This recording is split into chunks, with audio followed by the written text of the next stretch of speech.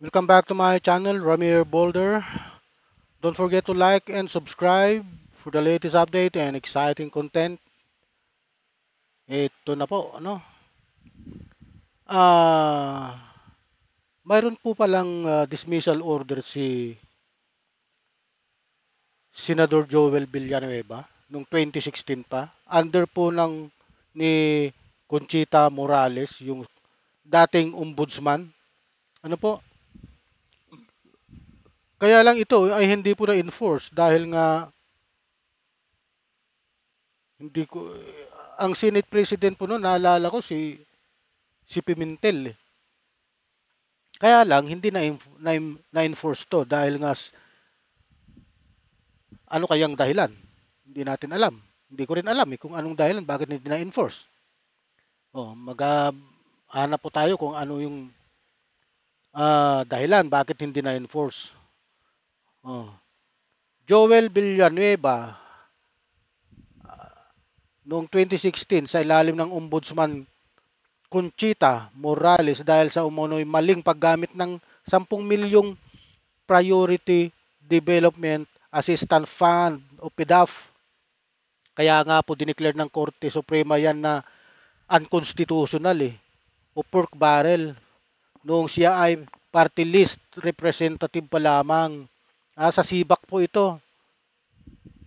Hindi ito na-impose dahil sa pagtutol ng Senado tinutulan na nagsabing tanging ang Kongreso ang may kapangyarihang magdisiplina sa sarili nitong mga miyembro. Ayon sa Senado, walang jurisdiction ang ombudsman upang magpataw ng dismissal order laban sa isang senador. Ayon din po kay Justice Antonio Carpio, ang tanging magagawa lang daw po ng ombudsman ay mag-recommend ng dismissal, pero wala daw siyang power na mag-dismiss. Ang gulo, no? Ako naguguluhan din dito. Ang ombudsman ay takbuhan ng tao. Sumbungan ng tao Tapos, pag dinala ang kaso sa ombudsman at inimbestigahan ng ombudsman, ngayon, kapag napatunayan na may sala, siyempre paparusahan. Sino magpaparusa? Di ba ombudsman? Nakakapagtaka naman nito. Pero ang power lang pala ng ng ombudsman ay recommendation. Magre-recommenda siguro, magre-recommenda sa ah, dito sa Congress o kaya sa Senate. Ang Senate naman pwedeng hindi patupad yung recommendation ng ombudsman, pwede rin nilang ah, baliwalain, gawin. Ngayon, kung yung recommendation ng ombudsman hindi pinatupad ng Senado o kaya ang Congress, aakyat po sa Korte Suprema. Ang Korte Suprema ngayon ang magpapasya. Ano po? Siguro ganun. Pakinggan na lang po natin ang balita, ano? Asher, ano ang pahayag ni Senator Joel Villanueva kaugnay dito sa dismissal order laban sa kanya ng ombudsman? Ela posibleng harassment at fake news. Ito ang inihayag. Hindi harassment at fake news yan. Totoo yan Paano naging harassment at fake news? May dokumento Ang harassment at fake news, mali. Bakit mali? Ayan, nagkamali ba sila sa kanilang mga desisyon? Hindi. Alam mo, Senador Villanueva, sumabit ka na noon sa PDAF kasi balita po yun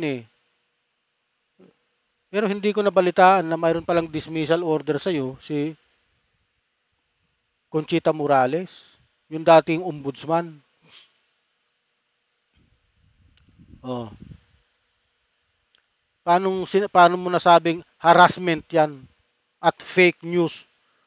Ay sus. Ni Senate Deputy Minority Leader Joel Villanueva kasunod ng paglalabas ng ombudsman ng dismissal order laban sa kanya.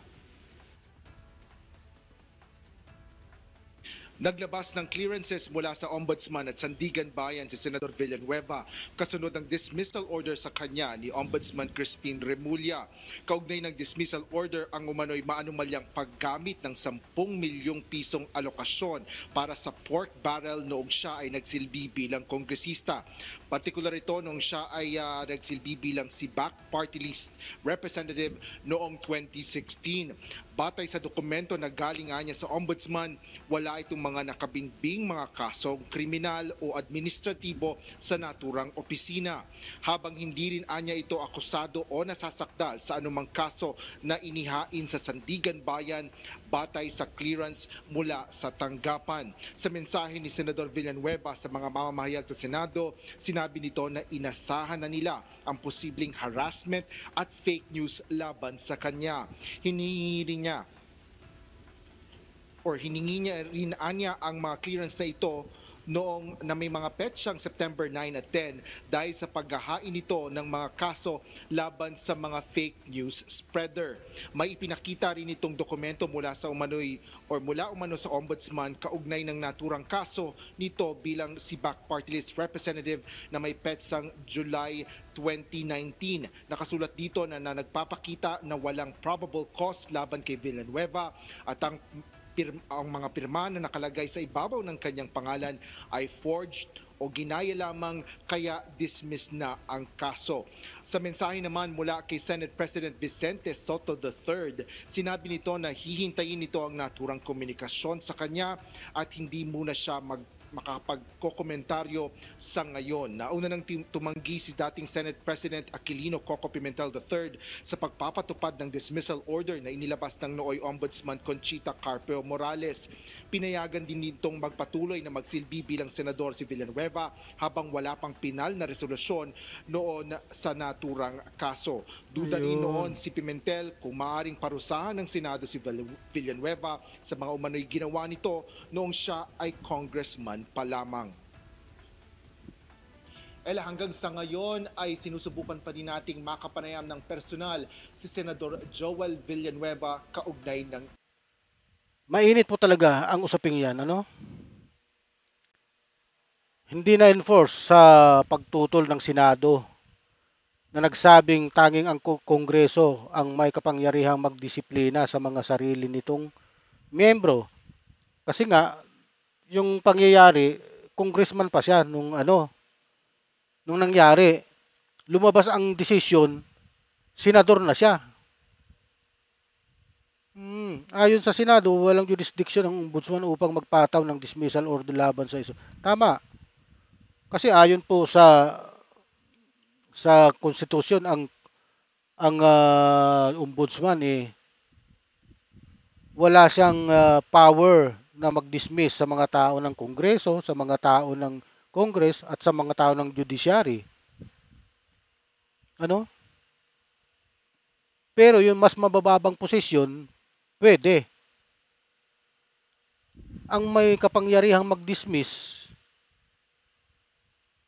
ay yung mismong pamunuan ng kanilang, halimbawa, congressman ka, nagkasala ka, yung Speaker of the House. Tapos, dito naman sa Senado, kapag senador ka, nagkasala ka, ang magdidesisyon ng dismissal mo, yung Senate President. Recommendation lang itong gagawin ng ombudsman.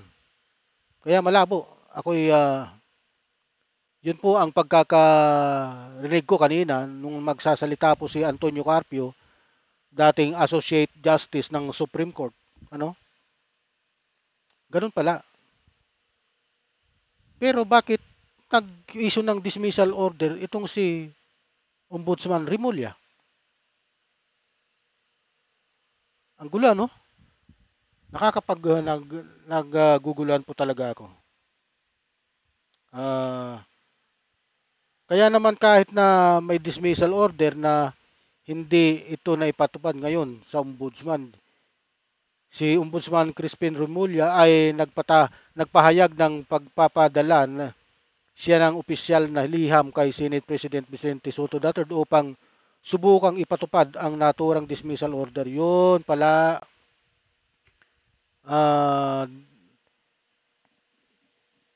nagrekomenda siya ng dismissal, ang magpapatupad yung Senate President. Ngayon, kung hindi pinatupad yan ng Senate President, ang gagawin siguro ay iaakyat sa Supreme Court. Ito talaga si Joel Villanueva, sumabit na nun, sumabit naman ngayon sa scam, sa anomalya ng flood control. issue. Yan lang latest dito sa Senado. Balik sa iyo, Ella. Oh. Maraming salamat, Asher Kadapan Jr. Okay, inyo pong napakinggan ang napakainit na talakayan ng mga senador, mga kaso. Buti na lang, nailabas ito ngayon upang malinawan natin. Kaya ano po ang inyong opinion? Huwag niyo pong kalimutang mag-like and subscribe sa aking channel. Malaking tulong po yan para sa akin. At marami pong salamat sa inyong panunood sa aking vlog. Marami pong salamat muli. Mabuhay po kayo.